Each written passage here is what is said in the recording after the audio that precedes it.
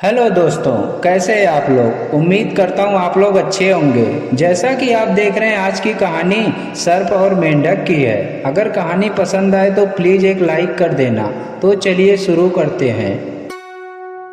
एक बड़े से पर्वत पर एक बूढ़ा सर्प रहता था। वह बूढ़ा होने के कारण ठीक से शिकार भी नहीं कर पाता था। तो वह एक तालाब के पास जाकर सोचने लगा कि ऐसा क्या उपाय करूं जिससे बिना परिश्रम किए ही शिकार मिलता रहे। तभी उसे तालाब में बहुत सारा मेंढक दिखाई दिया। तो वह तालाब के पास जाकर इधर उधर घूमने लगा। सर्प को घूमते हुए देखकर तालाब के किनारे से एक मेंढक ने कहा, क्या बात है, शाम हो गई मगर आप भोजन पानी की व्यवस्था नहीं कर रहे हैं। सर्प ने बड़े दुखी मन से कहा, क्या बताऊं तुम्हें, आज सुबह सुबह मैं भोजन की खोज में निकला था तो देखा एक ब्राह्मण के बगल में एक मेंढक बैठा हुआ था। जैसे ही मैंने मेंढक को डंक मारा, गलती से ब्राह्मण को लग गया। ब्राह्मण ने गुस्से में आकर मुझे श्राप दे दिया और कहा कि आज से तुम्हें सभी मेंढकों का वाहन बनना पड़ेगा। बस उसी श्राप को पूरा करने के लिए मैं यहाँ पर आया हूँ।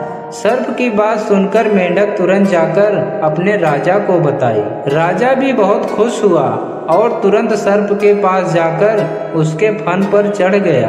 राजा को चढ़ा हुआ देखकर सभी मेंढक भी उसकी पीठ पर चढ़ गए। सर्प ने सबको पर्वत के इधर उधर घुमाया और फिर तालाब के किनारे लाकर छोड़ दिया और बिना कुछ कहे सुने वहां से अपने घर चला गया। अगले दिन जब फिर सर्प सबको घुमाने निकला तो कुछ दूर जाने के बाद वह जानबूझकर रुक गया।